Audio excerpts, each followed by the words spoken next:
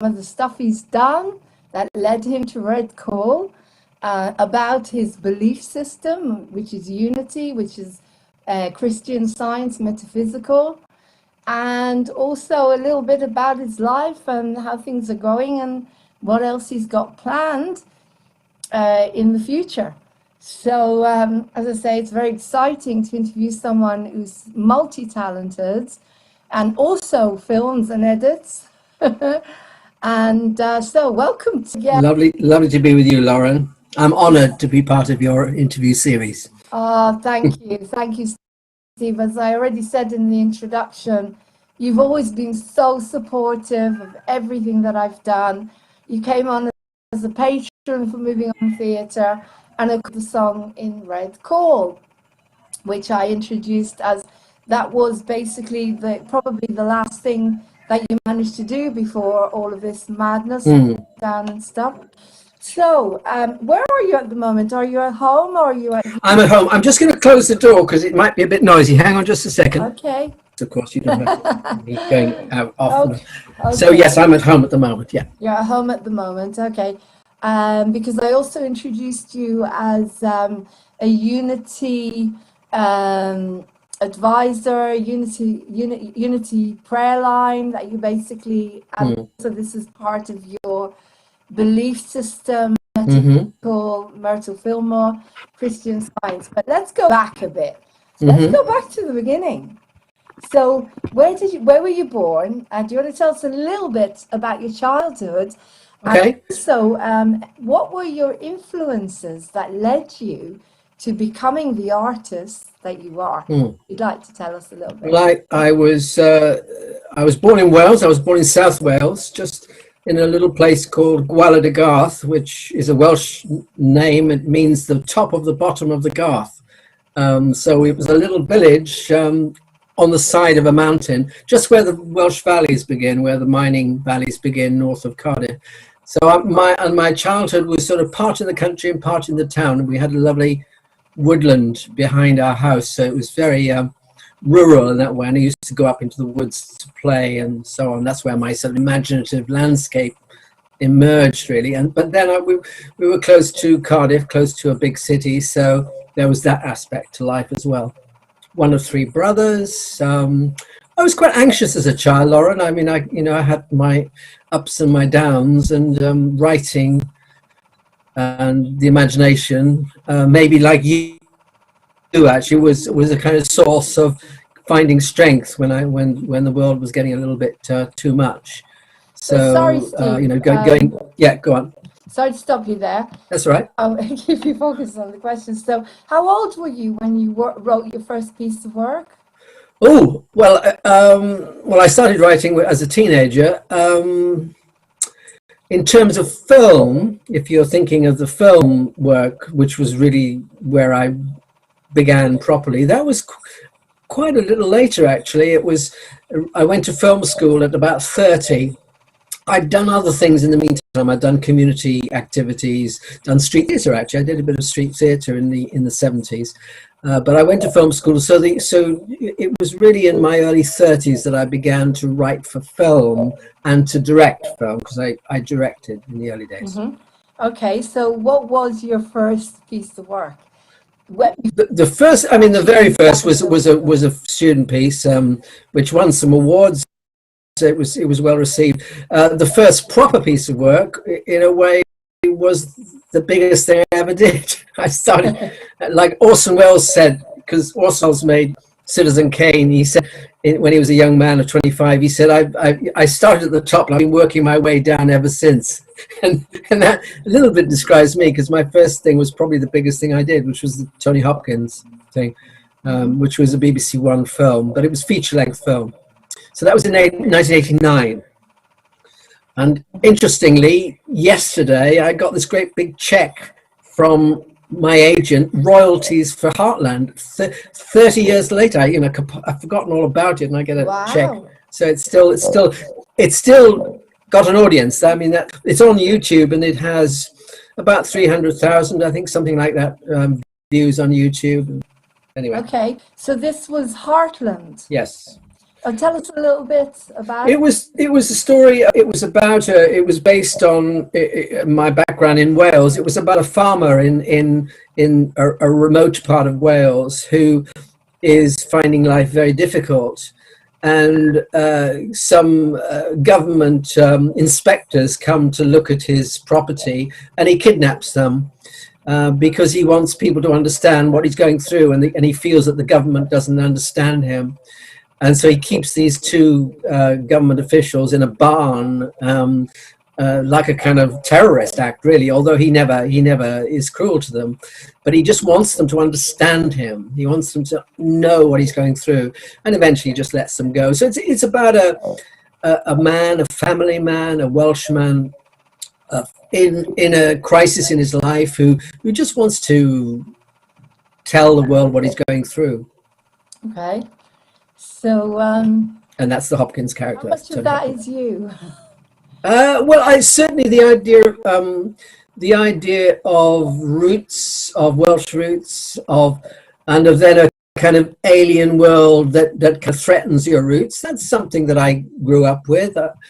I mean, there are lots of other things that play a part in what I do now, what I write about now. But certainly that idea, the love of nature is important in Heartland, and is important in me. I mean, right up to and particularly with green movements now, those sorts of things. So I have a great feeling for nature and the spiritual power of nature. That's something that's very big in me. Okay, so going back a bit again, our work is usually a culmination of things that we've gone through, experiences that we've gone through. So again, through another perspective, how would you be able to talk more about that? How did your work contribute to you being able to express things in some way? You mean in terms of living in this world, of sort of coping, as it were? Yes. Yeah. Yes, mechanism, creativity, as we know. Yeah.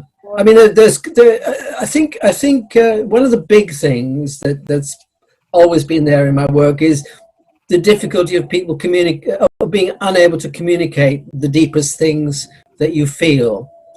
In Heartland, he wants to make these people understand what he's been going through, and he can't make them understand. I then made a few years later. I made the other big project I made, a film called Elenia, which oddly enough is showing today, this afternoon, on London Live. They're running it. Yes, Jane ran up to tell me. She said, "Oh, it's on TV." I mean, it was made a long time ago, but it gets rerun every so often. That's about a young girl who, growing up in Wales, who finds a German airman who's parachuted down and is injured in a wood, and she befriends him. I mean, it's like two people across the divide of war trying to communicate with each other, and of course they don't speak each other's language, so it's about two people trying to communicate who don't understand their language, and that's been something that's been in my work all the way through, this idea of people wanting to communicate and not being quite able to, or struggling to communicate. Now that interesting leads to Red Call in some way as well. Yes, absolutely, absolutely. Because she tries, she tries to tell them what happened about, this is about a terrorist incident in London, and a Samaritan volunteer talks to the terrorist just before he commits the crime, before he explodes the bomb, and it's on many levels. It's about people trying to communicate. I mean, the terrorist is trying to communicate. Whatever we feel about terrorism, he's a human being. He's trying to communicate, and of course, there is actually a question mark whether he was really a perpetrator. He may even have been innocent. But she's being interviewed by police, and she is trying to tell them what she experienced, and they have another point of view. They are investigators, and there's a battle there between two sides, where one side doesn't quite understand the other side. So yes, absolutely, it's in Red Call. So you've got that similarity, and also what I'm noticing is that your characters are very strong. Mm. standalone characters. Is that right? Mm. Is that how you usually write? Where you've got those strong characters like in Heartland, in Elena, and then also in Red Call. Most of the focus of the films Yeah. on these characters. What Yeah. is that? Sorry? Why? Usually write that way, I yes. don't know. I think I tend to. I love characterization. I think a story often begins with a character. I mean, there's a film I'd love to make. I haven't raised the money yet. I still hope I shall. Of course, COVID is interrupting everything. But that began with this is about a mother searching for her child, her child. Searching for the body of her child because she lost her child 30 years before, who's a victim of a serial killer, and the body's never been found. So she's wandering the hills looking for the body of her child 30 years later, and she's using a dowser, a water diviner to help her to find the body. But that idea of this poor woman, she's now 70 years old. She has an oxygen tank with her because she can't breathe properly. COVID kind of adds. I mean, I wrote this before COVID, but this whole idea of respiration, she can hardly breathe, but she's determined to find the grave of her young daughter. And she does in the end. So those kind of strong characters, I love, and when I read books, I always search for the strong character, And in your work, Piaf and Callas, that you begin like you begin with those strong characters, and I that's what resonates with me, a strong central character that pushes the story along. Okay, so that takes me back to you being a very young child as well. Do you feel that through your writings you're communicating something that maybe couldn't be communicated when you were a young child? Does that make sense? Yes. I mean, I sometimes find when I write a scene, this might be years later, I realize that it has a meaning that I'd never quite realized in terms of me as a human being.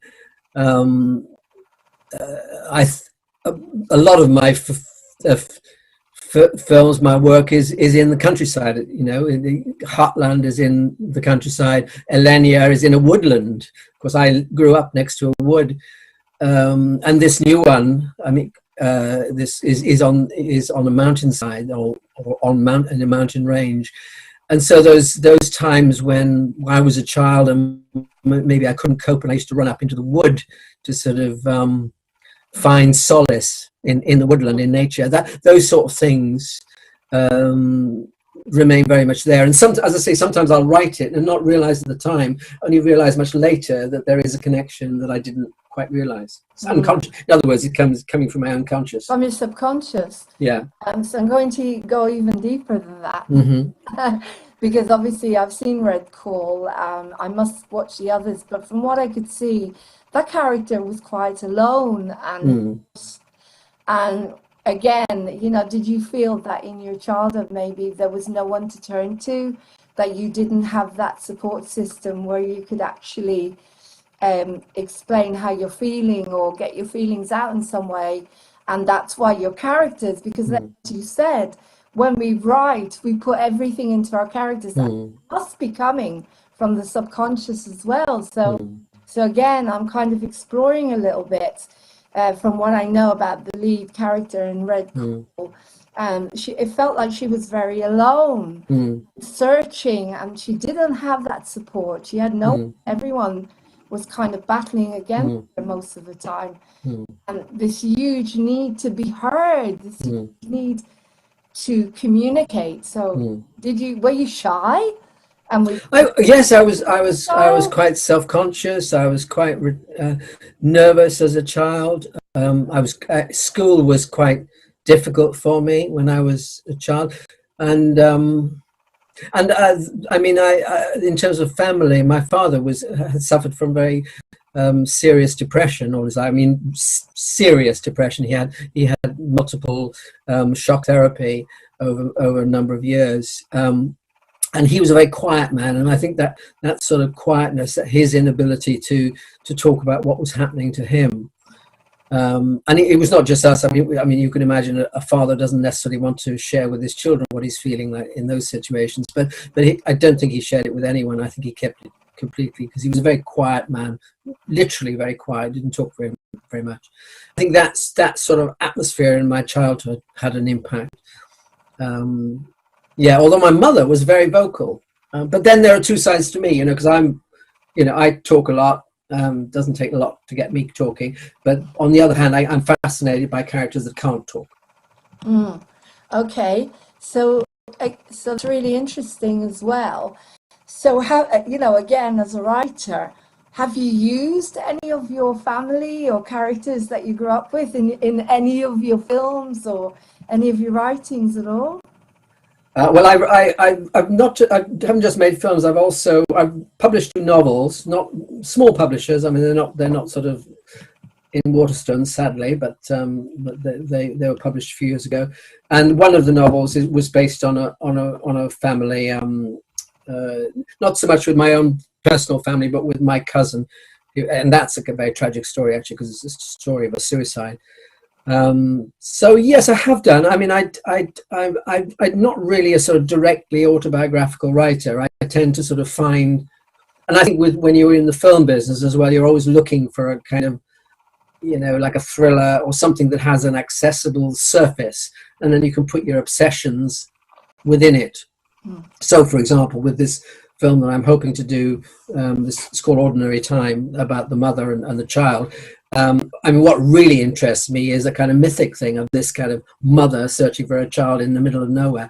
But it is also about the effect of a serial killer, and there's a kind of thriller element. There's a police, there's a detective, there are other characters. So it works as a thriller, but in its heart, what I'm really interested in is this woman searching back into her past for the child that she lost.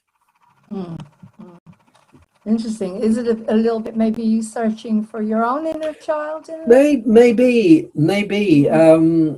Yeah, absolutely. Maybe.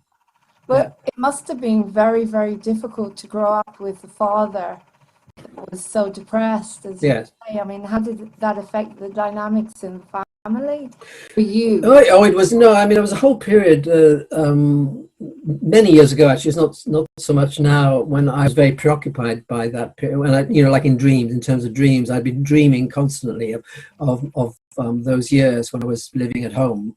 By that I mean when I was 8 or 9 or 10 or 11, that sort of time, or 12, 13. Oddly enough, I don't dream about that very much now. But certainly it was quite an anxious childhood. Not just me, my brothers. My eldest brother committed suicide. David committed suicide a number of years ago now, which was very, very sad. And he had some serious psychological issues, although he's very successful as a businessman. And my middle brother is also quite an anxious character. We did have an anxious childhood, and I think it probably was related to my father. The other thing about my father is that he was a conscientious objector in the Second World War, which was a very unpopular thing to be.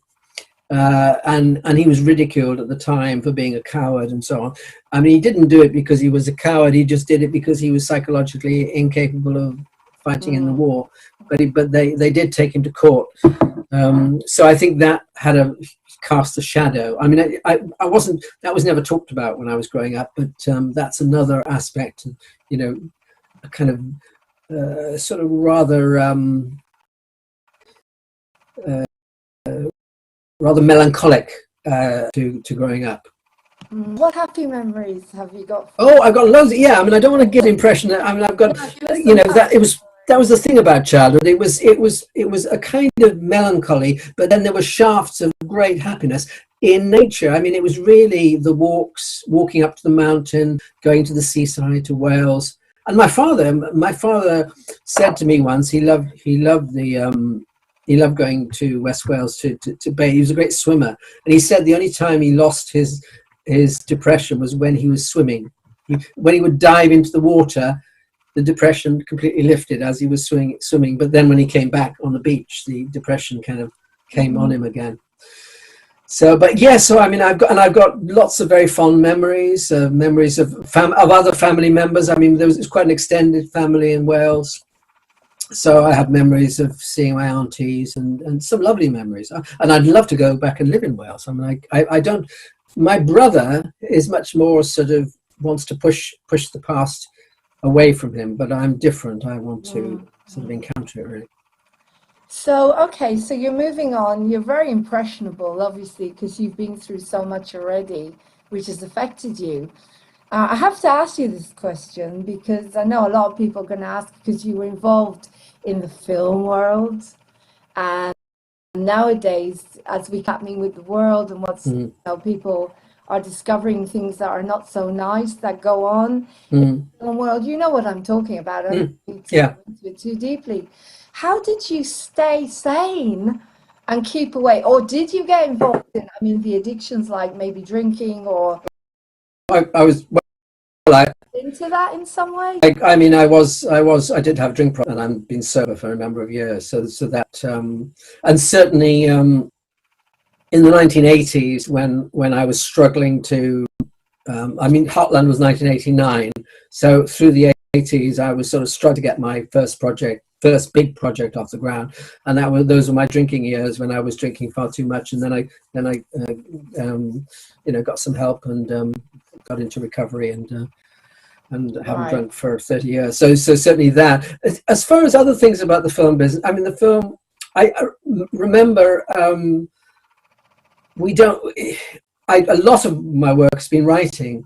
A number of the projects that I've done has been writing projects. I haven't had such a lot of experience of actually, you know, being constantly on set or in a big studio situation. That world of the film studio and all the machinations that go on in, you know, the Hollywood film studio or in, you know, in Shepperton Studios here. That wasn't part, because I was always involved in independent filmmaking where you were working with smaller groups. So that wasn't really toxic. That wasn't a toxic. It could be. I mean, being involved in the film business, like any creative industry, and I'm sure you know this. You know, it's not terribly wonderful for the emotions sometimes, because it's like a roller coaster, because you can be up in the, you know, something can happen and you're up in the sky, and then next thing you know, it doesn't happen and you're down in the dumps, and then you go months and nothing happens. So it's a very unstable world. It is. It is. The other thing is as well, I mean, you're so talented. You're extremely talented. I mean, what you write, you know, I've asked you at times to do press releases for me, just try. So I feel that people, sometimes you get held back. Do you feel you were held back in any way in life with your talents? I mean, you won BAFTA awards. Do you feel that doors should have flown open? Looking at me, it's a difficult one, this, because it's such a competitive. Yeah, it would be easy to say. I mean, and I do spend time, you know, when I'm not in a good place, I'll think of all the things that almost happened, and if this hadn't happened, why, you know, because I came from some very other big films, and like a lot of people, and you know, this is not a great big claim. You know, there's 3 or 4 or 5 times when I thought another feature was going to happen and it didn't quite happen. So there's plenty of scope for getting downhearted about that. But at the end of the day, it's a road to hell. If you get self-pitying about it, if you get obsessed about it, if you get sort of racked with envy about what other people, because the other thing is very easy to sort of look at the newspapers and see this dreadful film opening in the West End and think, why did they get the money to make that ridiculous piece of junk? And I spent all this time making this script that everyone says is wonderful, but we can't raise the money for, you know. So it is, we don't live in a very just world, and it's the same, you know, with you and with theatre. You know, we've got these projects that, you know, really hope will happen, but sometimes they don't. We have to, you know, to an extent, we have to accept it and just move on. Otherwise, you go mad. I think, you know, I'll give another perspective, and I know because of your spirituality, you're going to understand what I say, that when you do look at what's going on in the world at the moment, a lot of that is going, the old system and the old world, and you were protected. I believe we were protected. And I do believe that it is coming, that whatever it is you're dreaming, it's all going to happen. It's all coming now. But moving on to going back a little bit to the drinking, if you don't mind talking a little bit about that. So you got involved in the 12 steps. I don't want to say too much about this because, of course, it's an anonymous program and we're not supposed to. I mean, I'll talk in general terms about it, but yes, that's why I don't want to. There is a tradition that you don't really sort of. Okay, thank you. Yeah, 12 steps. So, I mean, it's a fantastic program.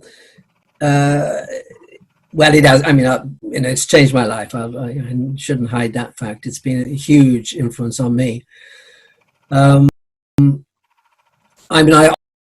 spirituality was always important to me, and it's to my work. But getting involved in a 12-step program was the most significant thing I ever did, and probably ever will do. And it's informed me in many ways, and creatively, not in a direct way, but it's kind of been part of the sort of inspiration of writing now, and remains so.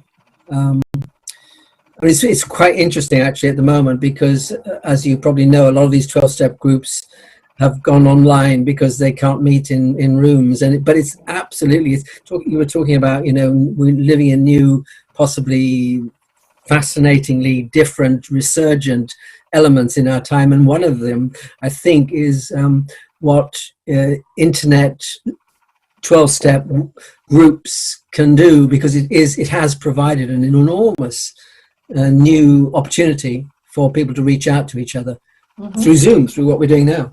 Amazing, absolutely amazing. Coming back to Steve. Okay, so the 12 steps, that's an interesting one, because I know the 12 steps really came to believe in a power greater than myself. And I presume everything that you've been through as a child and everything, what was your concept of God? I mean, did you even have a concept of God until you got into the 12 steps? No, we weren't church going. We were sort of agnostic, so I never went to church. And I mean, I always considered myself spiritual, but I think it didn't really have a direct impact on my life for many years. It was a kind of vague thing that I like to think, that I believed in spiritual things, but it really it only came with encountering the 12 step, and it's that step 3, turn your will and your life over to a power greater than yourself, and because it's a program of action, so you're not just thinking about it inside your own head. You're going out and doing things. You're performing your spirituality, you're acting it in the world through whatever you do, prayer line, and you do in all that you do. I know that. So it helped you to stop drinking. I mean, absolutely. Oh yeah. I mean, that's it. Well, it was the crucial thing. It's a crucial thing. Why do you think it works?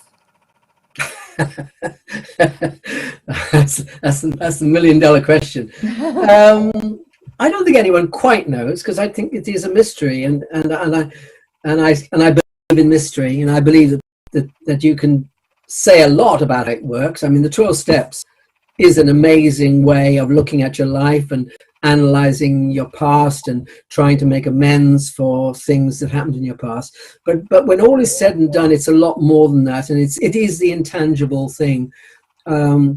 It's the kind of connection that people get. People talk about identification, where you identify when you listen to someone talking about their experience of drink or drugs or whatever it might be, any kind of addiction. You listen and you identify, because if you've been through a similar thing, and that bond of identification is a very powerful thing. I mean, I often think of that in a way it's a kind of archetypal thing, like people sitting around a campfire, you know, in ancient times. It's like we're returning to that archetypal thing where we really do share our common humanity. Whereas in the modern world, so often we're isolated from each other, and 12-step programs enable people to come together and share. I mean, that all important word, share. You know, and that is an incredibly spiritual thing, and God is in that encounter, you know. And that's the case also with art, because art is also sharing, isn't it? It's like I am offering you this, and then you respond to what I'm offering. Yes, yeah. So again, going back to the 12 steps, one of the biggest things about the 12 steps is, of course, taking responsibility Yes. for your own life. Yeah. And you know, step 4, as I say, I've done Yes. you around food, and with me, Yeah. codependency and Yeah. like that. Amazing, absolutely changed my life completely. Yeah. Led me to, you know, everything. And so it's all about taking responsibility. And step 8 in particular involves making amends, as you said, and forgiveness, self-forgiveness, and forgiveness of others. So were you able to talk to your father about your childhood? No, I mean, my parents had long died, but I mean, the thing that I went, the biggest thing that I did in terms of amends with my parents, because they'd already gone, but was I never, this may sound weird to you, but I didn't go to the funeral of either of my parents, not because I didn't want to, but because the family around me didn't think it appropriate for me to. It's bizarre. It's quite bizarre. Your family. It was thought when my mother died. I'll tell you this. When my mother died, my father couldn't cope with the fact of going to the funeral, so he didn't go to the funeral, and neither did we, because, you know, we were sort of there with. So I didn't go to my mother's funeral. When my father's funeral came along, it was like that's what we were going to do. Again, we weren't going to go to the funeral. I mean, I'm not trying to evade responsibility. If I'd been strong enough, I should have said and that's why the amend came along. I ended up not going to the funeral of either of my parents, and boy, did I suffer for that, you know, because that's a terrible omission.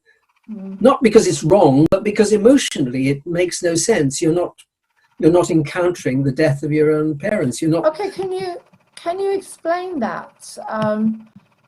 Were you brought up that way around death? Was it something? I mean, even as I describe it to you, I don't quite know how it happened. I mean, with my mother, it happened in a very real way, because my father definitely didn't want to go to the funeral because he couldn't cope, because he was depressed. So we all followed. That was easy. But when my father died, and hey, I mean, this was 1976. I was an adult. I was in my mid-20s. I could easily have said, we should go to the funeral. I didn't. It was almost like, this is what we always do. We don't do this. We just stay at home and have a little service. Or it wasn't a proper religion. It's like we just sat in a room, but it's no way to deal with your parents' death. And I suffered for that. I mean, I paid for that, and including the drinking. And then eventually, as my amend, I went back to where the ashes were scattered for the first time, to the place where both my parents' ashes were scattered. I don't even know who scattered the ashes. I went there and I stood there, and that was my amend. That must have been very powerful. Yes. Very touching. You know, you said a word there. I'm going to actually ask you about that. You said, I should have. Yeah. Quite interesting. So Yeah. you weren't born like that. Somebody taught you those beliefs, picked that up somewhere. And why should you? You know, it's more like Tay says, I would if I could. It's such a word, and I could see the sadness, and there's regret in there because of this. Does that make sense? Oh, absolutely. Yeah. No, I mean, I think that's why I was dreaming about. You know, I said to you, I went through this period where I was dreaming a lot about my childhood, and I think the reason I was doing all that dreaming was because this was unresolved. This had happened, but my mother died in a very unfortunate way. I mean, anyway, that's our long story. I won't bore you with that, but it was a tough death. My mother's death was a tough death, and yet we weren't able to go through a proper grieving at that time for all sorts of reasons. Didn't even go to see her grave. So yes, there's a legacy there. There's a real legacy. Yeah, death is an interesting one. We weren't even allowed to say the word in our house because Sorry, you we weren't allowed to say the word death. really? But yeah, no, you weren't allowed to say it because my mother and grandmother went through so much. But anyway, it's coming back Mm. now.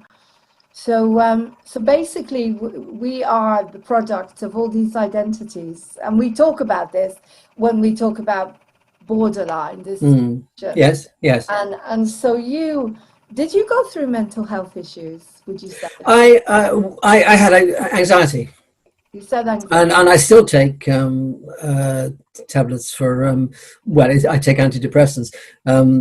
And I know you have a feeling about drugs, but that's and I did too for many years, but they just worked for me. I I did all I anxiety. I have done in sort of key moments in my life. And about years or so ago, I had another period of very serious anxiety. I thought the whole thing was, I thought it was sort of crumbling. And I did all the things you do. I did therapy. I talked to my sponsor. I did, you know, I did all the things, but it still didn't quite work. And then eventually I went to my doctor and he said, well, try these. And they worked. And I'm not very proud of that because I don't like the idea that chemicals can help you. But I have to say, these particular chemicals have worked very well with me. And so I still take them. But yes, anxiety has been the big thing. I haven't ever been hospitalized or anything like that. But I've had lots of therapy in years gone by, Yeah. mainly around anxiety. I mean, I believe we're all shocked, and post-traumatic stress is the one that I feel we all have. No, I Hmm. don't believe in medication, but you know, I everyone know, and neither do I. But except that what they have to do. Yeah, yeah. if it works for you and your body's strong enough, then you Mm, never say. But to me, everything's coming from childhood, all mm, lives, and the minute you can connect to that, that's my experience, mm. which I'll tell you about another time. Noise and drills that were going on, and I managed to take myself back to being 5 years old in the garden, Really. empath, and that's where it was. And the minute I felt it, cried about it, that was it. Mm, That's my work. I've been doing it, but I mm, never ever say to anyone, everyone, as long as it makes you feel better, mm, the main thing. I just want people to be happy, mm. be able to cope with things. Can I just tell you one thing Yeah, go on. about it's actually going, it's sort of, it came to my head as I was listening to you just then, about how very deep, very archaic things can come back into your life. And we were talking earlier on about things in the writing and in the storytelling that related back. And I discovered something only about a year ago, and it's about Red Call. So it's something I mean, you know this film, and you may or may not remember that there's a strong beat in the film. There's a rhythm, bing bang, and the character actually says, as she's describing the phone call that she had from the terrorist, and she there's something in the background like this rhythm, and she says there was something. It was not quite like music. It was like a thump, thump, thump, and then in the music of the film, you hear the thump, thump, thump. Mm.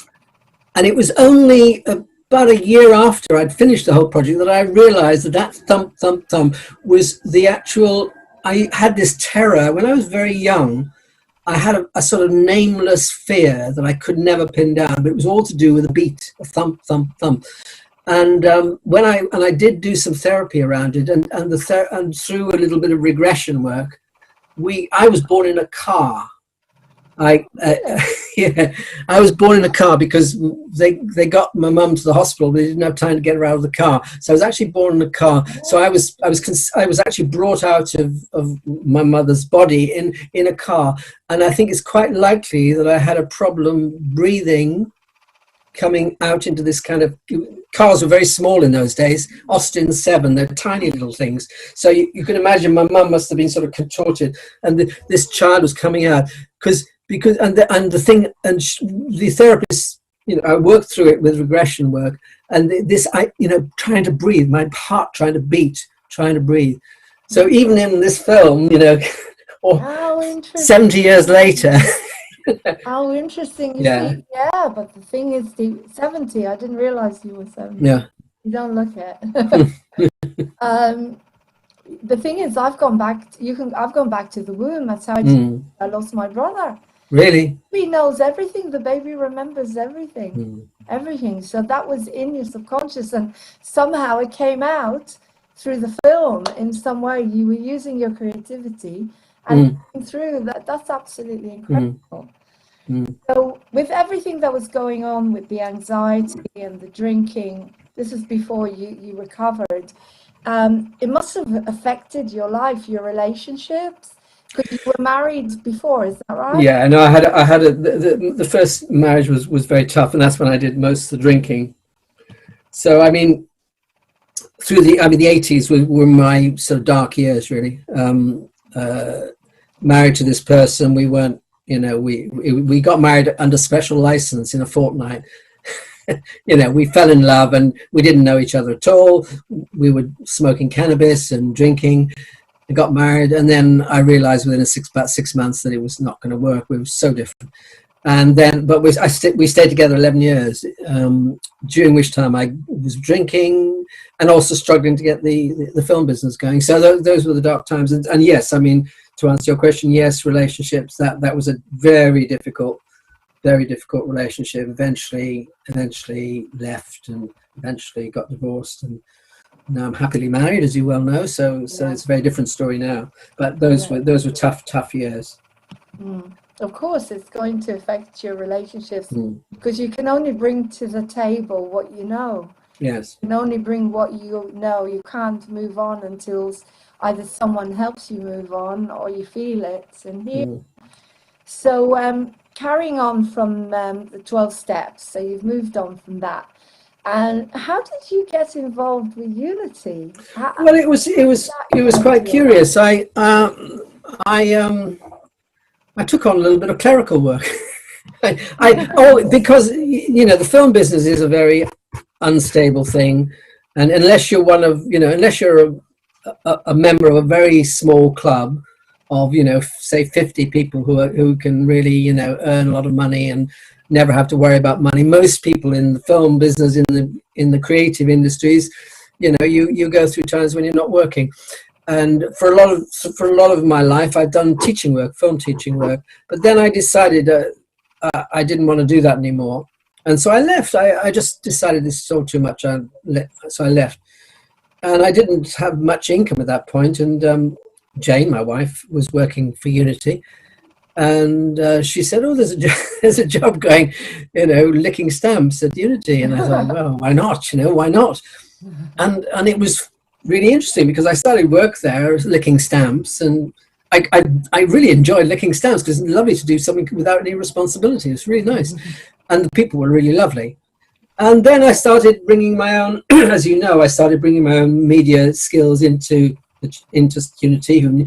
They needed to have support, and so I kind of created my job in Unity, doing all their media work, which I love doing. Mm-hmm. So did you get involved in the actual philosophy of Unity? Well, the thing is, Unity is very close to 12-step spirituality. And so that's really, I suppose, one of the sort of little links. So I've never been, to be honest with you, I've never been that interested in the sort of intellectual side of Unity. There's a lot of sort of Unity teaching, Unity ideas. I'm not so interested in that. I'm very interested in the practical side of Unity, the prayer line, meditation, retreats, and the sort of experience side of Unity. The experience of opening oneself to one's inner spiritual nature, and doing that in different ways. I'm not so interested in the 12 powers of man, and a lot of Unity originally came out of the 19th century, the transcendental movement, and there's a lot of sort of philosophy attached to Unity, and I'm not so interested in that side of it. I am interested. It's not that I don't like ideas. I love ideas, but I'm not so keen on those ideas. I find them a bit too rational. Yes, I like the mysterious side. I like the Right. I like the creative side of it, really. Mm. Yeah, it's interesting because I'm picking up about you as I'm talking to you that you have this incredible open-minded creative side, but there's also a side of you that's quite for rules and regulations, and you like to be in control. Yeah. Yeah, well, you have. I mean, you have to, don't you? I mean, you know, the thing about being in the arts is that you have to have the creativity, but you also, by God, you've got to have some organization as well, Yeah. because you've got to, you know, because you've got to go to meetings, or you've got to edit. Editing is the one. You know, I know you edit a lot. You edit your films, and that's a, you know, you've got to be organized for editing. Yes, you got to go over it quite a few times. And be patient. And But I'm noticing the picture behind you. It looks like a Hierophant. this one. Yes, but to me that looks like the Hierophant, which is all about rules and regulations and control, and it's perfectly straight. When you first came on, everything was a little bit lopsided, and now everything looks perfectly straight. And that picture, what is that picture? There are three pictures in this room by the same artist. She's actually one of my heroines. She died sadly in AA. She was a wonderful person that I met in the rooms, and she was an artist, and I got three of her pictures here. It's actually just a picture of a. She wasn't a. They're not very mysterious. That's a sort of picture through a window. And then there are two pictures. One is of a park. She's a sort of realistic painter, but she has a lovely. You would have liked her. She had an amazing character. She was very wacky. She's a very wacky lady, and she loved dressing in interesting ways. You would have got on with her fine. I bet. Okay, so just interesting that Unity, telling people about Unity just a little bit, is based on Myrtle Fillmore. Healed her body when she was told she was going to die at a very young age. She loved her body back. She sat and she told every cell how much she loved them. And how synchronistic and congruent is that to the way we're living now? She go to the doctor to get a remedy for whatever this virus is. You have to go inside. You have to look for your own answers for everything now. And so it's very, very congruent with the teachings of Unity. Very congruent. Yes, it's interesting. I mean, Unity, the numbers of people that are going online for the online meditations is increasing quite significantly, which is really good. So I think there as far as now is concerned, we're obviously living in. I'll ignore that. Don't worry. I'll just ignore it. We're living in, you know, chaotic and mysterious times. Who knows what's going to happen? But like you, I feel there are enormous possibilities in what's happening. Yeah. There are also huge dangers. I mean, there are huge. I think we're basically like when we're in the allotments. You've got these awful, massive dead roots, and what we're doing is we're getting them all out. We're getting them all out, and so it's 2020. We're all seeing everything, because we have to. It's the only way we're going to survive now. We have to see everything. So in some ways, it's a blessing if you can see that. If you've got spirituality, you see, if you hadn't got in to the 12 steps, then Unity, and if I hadn't, I'd probably be hiding under a couch now. Oh yeah. Go anywhere. Absolutely. Yeah. Absolutely. Yeah. I'm not. I mean, I don't know about you. I'm not fearful about what's going on. Not scared. I'm sort of fearful in a sort of general way about what might happen to mankind or indeed nature. But I'm not fearful from a personal point of view. One. I mean, I suppose a lot of people have said this, but it always strikes me as fascinating that a virus, a tiny little virus, can bring down the great hubris of mankind. You know, all our incredible, all our amazing technology, and this tiny little virus can just come along and go wham. We've got you, and I think that's telling you. So, it's telling mankind, don't be so proud. Exactly. You could be don't brought play down. God. Don't play God. Absolutely, don't play God. So yeah, I believe there's a massive message behind it, and as we're so creative. So how are you using this time? What are you doing with yourself? How are you using? Well, I've been on the prayer line, but. Well, yes, those activities continue. I've been writing. I have a little shed, like you have your little shed on your allotment. I have a little shed in the garden that I've refurbished, and I'm doing some writing in there. I'm having Zoom meetings about trying to get projects off the ground. I'm in good shape. I mean, I went through a sort of little period of feeling anxious about everything and getting a bit claustrophobic, but I suppose everyone has had those ups and downs. It's a very, as people say, it is a very strange and mysterious time, fraught with, I don't know. We don't know. We won't know for a while, I don't suppose. But I'm staying active. I'm good. Generally, I'm in good shape. That's fantastic. Yeah. So what are you writing? You said you were interested in. I've been actually writing a novel. That's what I'm writing. Oh wow! Okay. Yes. Has it got a name yet? It's called. I think it's going to be called Triangulation. Triangulation. Sorry? Triangulation. You know where you triangulate to get. Yes. It's three incidents bearing on one character. It's a kind of thriller. It has a political surface to it, but it's also, like all that I do, it has a kind of deeper thing going on as well. Okay. But I'm enjoying doing it. It's quite sort of racy on the surface. By racy I don't mean sexy so much, but it's quite sort of fast paced and quite sort of like a kind of thriller, like a Dan Brown thriller. I hate him as a writer, but well written, I think, but it works in quite a sort of popular way, but underneath I've got these other things going on, so I'm enjoying it. I love writing prose as well. Fantastic. Well, I have to go, just a question just came in before the question that Martin asked me about your influences. But before that, again, why do you think that some people, as I said, again, it's that big question of, and I'm not saying this to hurt anyone or to hurt you, it's just questioning, because I asked until now, as I said, after all your successes and your BAFTA winning, why do you think some people that have very little talent get the breaks? What do you think makes this happen? What are they doing? Are they in a club, a certain club, or is that why?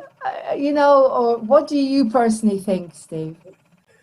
What do I think about that? It's I spend a lot of time thinking about that. I don't know if it's very good for me to do it. I think I said to you, I've done quite a lot of film teaching through the years, and one of the things I discovered through film teaching is there's a hell of a lot of talent around.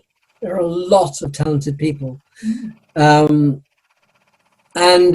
which is sad that so few people get through, and because you're aware of people that you meet and you think, God, they're a really interesting person, really fascinating ideas, and for some reason it doesn't succeed.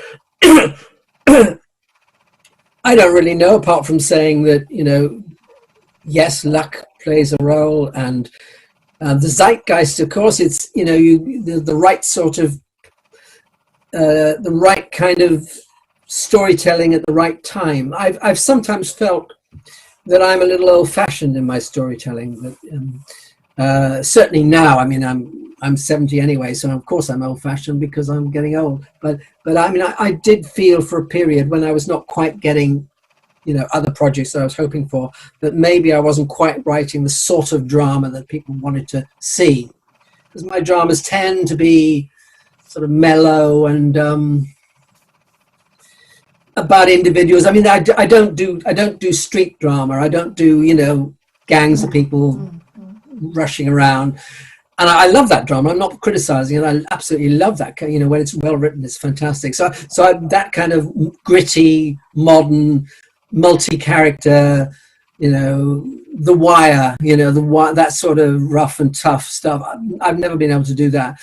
My characters tend to be more loners. So maybe I'm not telling quite the right stories at the right time. And I think that's the case for so many people, not just me, loads of people. I can think of many people that I've met in my life who I regard as hugely creative, and they just haven't made it. And it's really sad.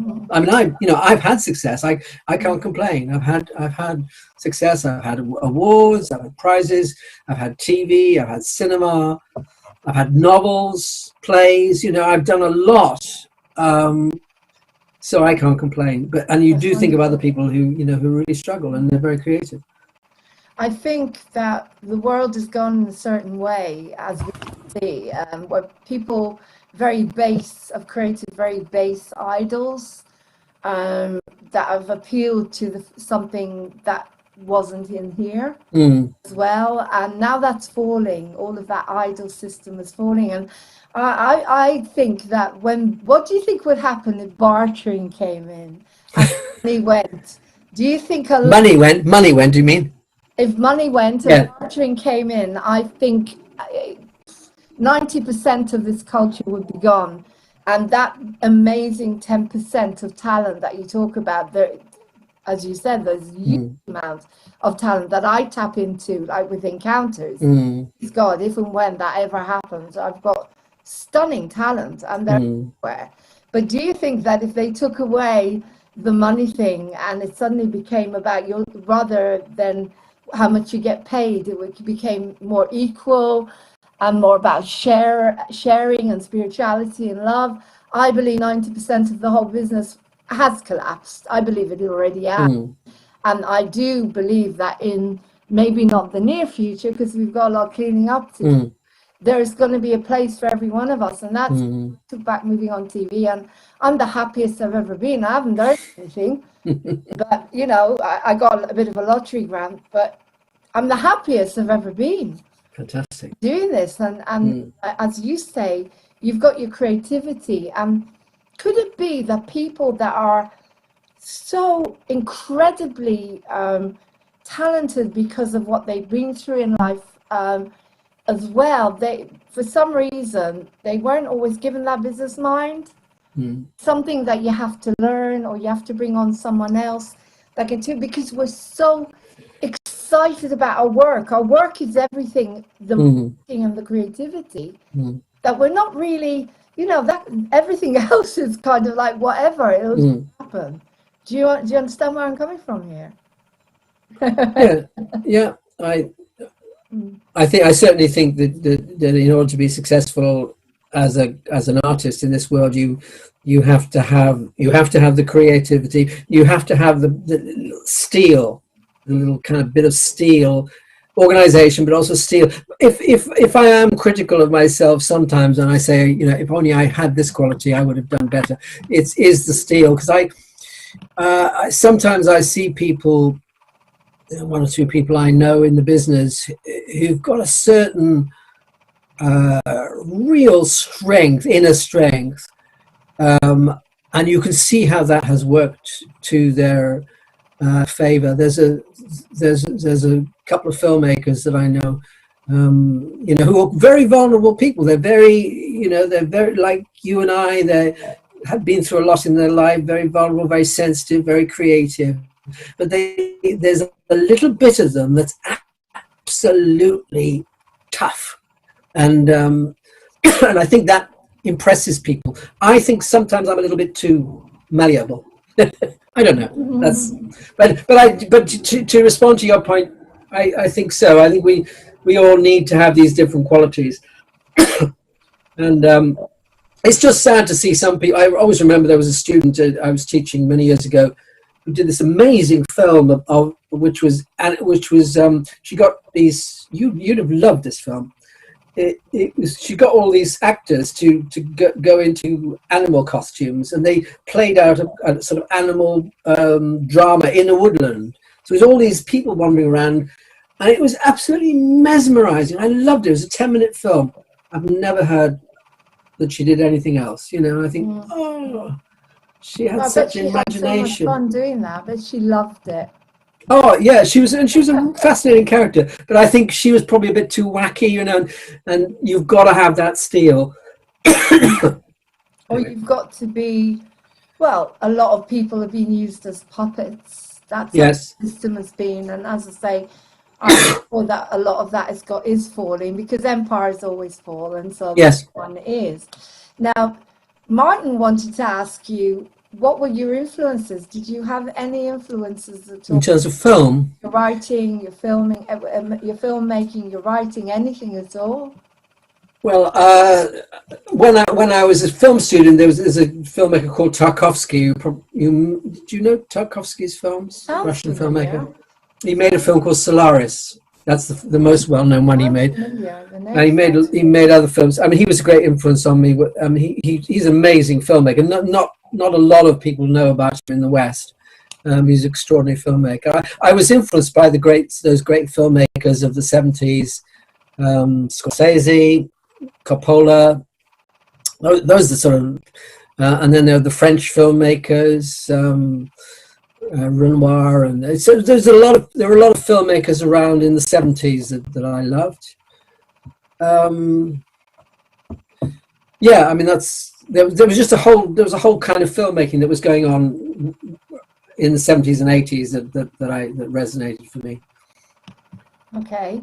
And another thing is, because you're multi-talented, and nowadays it's actually good to be multi-talented as long as you focus properly on what you're doing.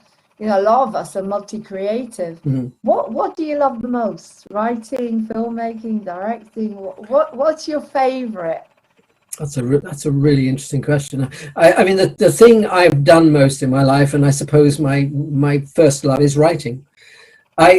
Directing is probably the happiest experience you can ever. You can also have the most unhappy experiences directing as well. I mean, it goes both extremes. Yes. But if I could, there are a few times directing that I thought, wow, this is the most extraordinary experience. You know, when you see an actor bringing something to life, and then of course when you see the rushes and it's all cut together, and you know, that is an extraordinary experience, and one is very lucky to experience that, and then to see an audience sort of watching it and, you know, go through that whole process.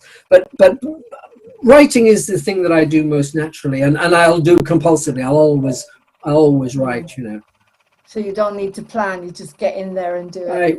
I'll always write. Schedule, because I'm writing my life story, but it's... Are you? Oh, wonderful. Yeah. And the lockdown put a bit of a what's it in the middle of it, because I got confused with what's going on, but the synchronicity is incredible, because in 4 years everything fits. But I'll get up in the morning and jump up and do Moving on TV. Just boom. That's, you know, what I love more than anything. So coming back to another question. Have you ever acted at all? Have you ever done any acting? Or well, I did. I don't know whether I ever mentioned it. I was in quite a big film a year or so ago. Did I ever mention this to you? I think you said it. This was the film that the Souvenir, which was in Sundance and got the best film at Sundance, and had rave reviews. Joanna Hogg, is the director of the film, likes to use real people rather than actors. And I knew her, I didn't know her that well actually, but I knew her a little, film school connections. And she needed someone for a particular kind of role, and she just contacted me and said, would I like to do it? And she uses improvisation a lot. And when you said to me about, you know, the different things that you do, and of course I hadn't mentioned acting at that stage, one of the things and I'm thinking about the sort of most fascinating experiences I've been through, that was one of the most fascinating experiences I've ever been through, which was being on set doing quite a major scene. I mean, I've got a scene sort of 3 or 4 minutes long with quite a lot of dialogue. It was all improvised in this major feature film. I mean, full release, everything. Came out about a year ago. And I mean, the next one as well is coming out, because it's got delayed because of COVID, but it should be out early next year. Souvenir 2, because she's made 2 souvenirs. Okay, so you've got lines and everything. I've got lines, under my own lines, because it's improvised. In fact, I'm even in the trailer, Lauren. That's amazing. I'm even in the trailer. But that was, I mean, I remember, I must tell you, I was terrified.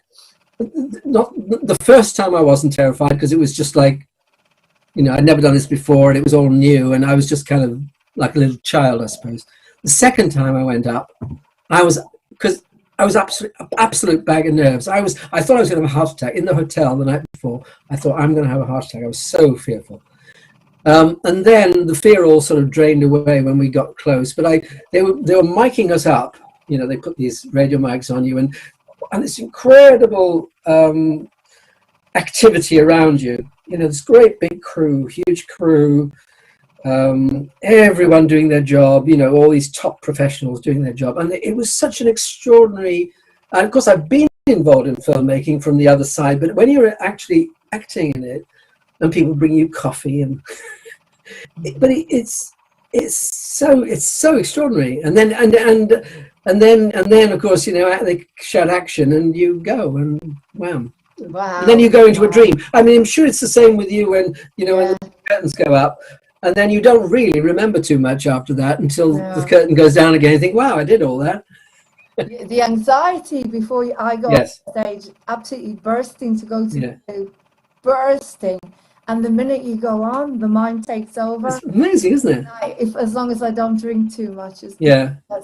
I have to keep my drinking down. It was really funny because in the 2 minutes before, because these was long takes, we're not talking, and they were improvised, so they were long, like a 20-minute take, multiple actors around. This was a kind of boardroom thing around a table, cameras, you know, more than one, multi-camera, all these people, and I'd been absolute a bag of nerves the night before. When 2 minutes before the take, I was completely calm. It was extraordinary. Amazing. Yeah. The human psyche it's mind very over matter, isn't it? Yeah. Love it. The mind is so powerful. How's it going with Red Call? Because obviously we won the national the Welsh Film Festival. It's just. And what happened after that? Not a lot. I mean, it's online in America. I think they're making sales. I don't really know. Here I've tried and failed. It's not a happy story. That's a whole other conversation. You know, distribution is, and if you don't have stars, distribution is so tough. Like I say, hopefully that quite a few of them won't be around as way. And there will be. I'm sure that you will get the glory that you deserve. We all will. But before we go, I've just one more question: is if you had a time machine, would you do anything at all different in your life? I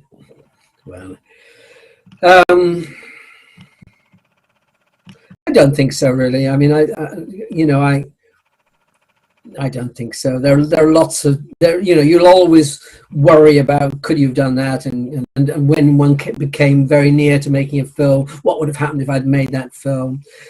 But all in all, I'm a happy bunny. I really am, and I, you know, even when you haven't succeeded in certain areas, it's opened up other areas. Like Unity would never have happened if I hadn't been in that position where I sort of didn't do any teaching anymore, and Red Call came out of nothing. You know, lots of things come out of nothing. And this, you know, doing this acting experience, which was amazing, came out of nothing. So yeah, absolutely. No, I think I wouldn't change a moment of it. I think it's and seeing your plays, you know, your wonderful plays. Fantastic. That's all part of the story as well. I think it's time really that we need to start building more trust, because today I was just sitting in the allotment, half an acre of land for £20 a year. I mean, Martin and I this time last year, so we were saying, Steve, it's all about trust. And as you said, you wouldn't change anything about your life. Just to finish, say we've got someone who's a writer or a filmmaker, and they're very young, because there's so many out there, particularly nowadays. You've got all these new souls. They're so creative and they're so incredible with what they're going to come up with, these incredible stories and incredible creations, you know, novels, films. What would you say to them if they were just starting out now? I know it's a different world. It's going to be, please God, it's going to be a better world for them. But until that happens, and now they've got this incredible dream, like you, like me, to go out there. I know what I would say. What would you say to someone? It doesn't matter if they're young or old. and they've got a dream to do something, what would you say to them? What would be the best advice that you think you could give them? Well, certainly, go for the dream, but I think, being true to yourself and taking the time to be aware of yourself and not be cowed by what's around you. I think it's very easy to try and please the world. I'll please people by telling the story I think people will want to hear. But if they've got a dream, if this person has a dream, then explore the dream, be rigorous about finding out what that dream is, interrogate the dream, be professional, but follow the dream, but be confident and open yourself to the truth of what that is. Don't be influenced by what you feel you ought to do for the work to please the world, because I think people pleasing is another side that can be a problem in the creative area. We want to please an audience. Of course. I mean, of course it's lovely to please an audience, but if that's our only mission, then it's a disaster. It's not worth it. No, absolutely not. You have to, like I put out that crazy Baba Bertha yesterday, because she's, it's just saying everything's stream of consciousness. It's just so easy and so amazing. Do you have any characters like that? Have you ever written a character like her, where you just get like Piaf, kind of stream of consciousness? Well, I've got another thing that yes, I have. I mean, when certain characters that I invent are very voluble. I've talked a lot about these characters that can't communicate, but I have one or two characters that jabber away, the whole time. They're based on anyone, Steve? Probably based on that part of me, And yes. Well, this is the thing, as when you're creating a character, I call her Baba Bertha because my grandmother was. I love that name. Yes, I remember you telling me that. The Irish Baba. and the Russian is in there, and the whinging, and but most of it is. I think there's a lot of Piaf in there. I love the bit about banning the number 5. I love the some of my dad's, some of my mother. There's a mixture. It's a mixture of everything, and you just let it flow. And it's lovely. Exciting, isn't it? When you're in that zone, like when I sat in that shed, and I was just sitting there, and boom, it was just me, the jokes. They don't come at me, as I'm talking as Lauren, but it's like you go. Yes. Medium. That's the mystery, isn't it? That's that amazing mystery. Right, aren't you? Or create. Sorry. I say that's the wonderful mystery that can be born in you, and it's like it's its own entity, and you just follow it. You just follow it. I mean, it's lovely, and those are the most authentic things I think that we create, that have their own life. We just follow them. We just follow them, and maybe that's what we're meant to do now, because I'm starting to believe more and more there is something called God. There is a creator, and it's got us. It's us. I think it's got us, because I think, from what I can see, a lot of those people that are trying to hurt us are falling. They're falling bit by bit, and we're getting stronger and stronger. I mean, the people I'm interviewing, ordinary people that are going out on Sunday to bring families together to experimentation on children, but let's not go there. It's ending. They will end it, and that's because people are doing what we do. People are able to tap into that intelligence, that higher consciousness that they weren't allowed to do. Now they can, and open their minds and understand that the human race has got something. It's called spirit. And that's what you and I know. That's why we're here. That's why we're doing what we do. As I say, I do everything. I have absolutely no money, no support. Get on with it. Just enough really to keep it going. But you just do it. It's something drives you. Something Absolutely. drives you. And it comes from here. And it's full of joy. And I think that's why I trust that the human race are going to be okay. Absolutely. No, I tap into that. They're starting to understand what we learned, creative beings. I think they were held back from being creative, now they're starting to understand that that's what we really are. Human spirit and creativity and breathing all goes together, doesn't it? Absolutely. So if you hadn't been a writer, just questions keep coming. If you hadn't been a creative being, what do you think you would have been? What would you have done? I come from a family of teachers. One of my early ambitions was to be a university lecturer. That sounds like a very boring answer, but that was my. I'm just trying to think. That's a good question. What would I have been? I don't know that the writing was there very early. I think I began to sort of think about writing very early. So I don't think I've had another one. If there's another one, it's probably something rather like you, working the land. Just working the ground.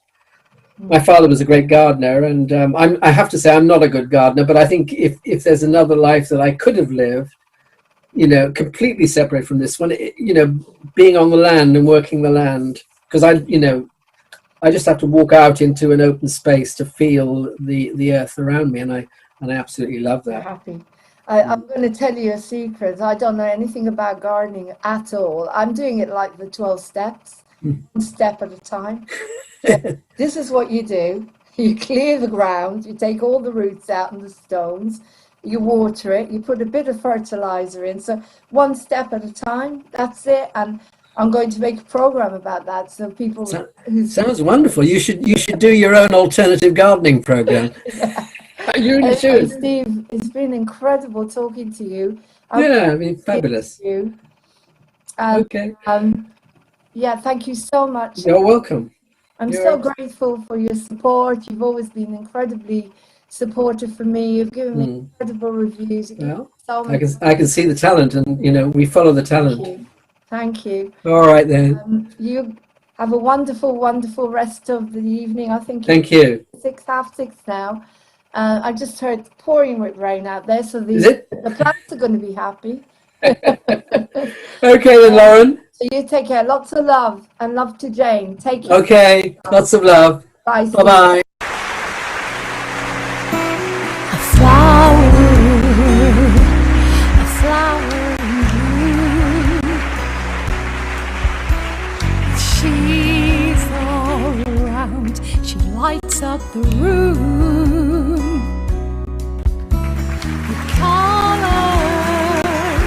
Her colors are strong. The love inside goes on and on.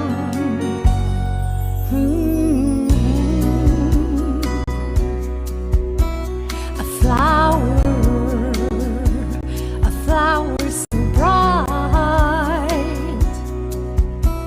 with just one smile, dark turns to light. Her heart opens like a rose, and deep inside, her love it shows. This is your day now, your day to shine. Take back the gifts you have, and make the world your shrine. Make it the best you can. Make it about you. This is your day now, baby. Go out there, make your dreams come true.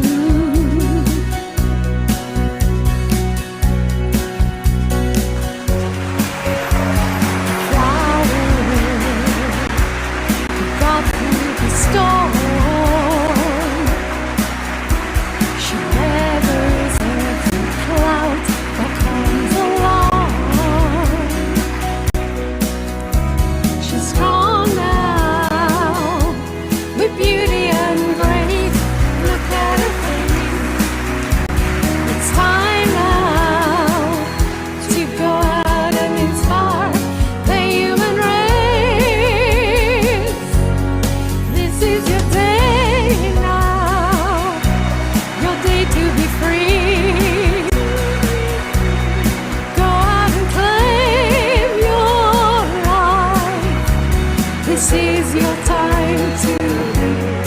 Go out and make your dreams. Set the world on fire. Hold your treasures to your heart. Smile more, baby. Smile more, baby. Smile. Ooh, baby. Go out and make it all about you. Ooh, baby. This is a song I've written for you. It's coming from my heart. This is your day. Be the star you are. Be the star you are. Woo! This is your day now. Your day to be free. Go out and claim your life. This is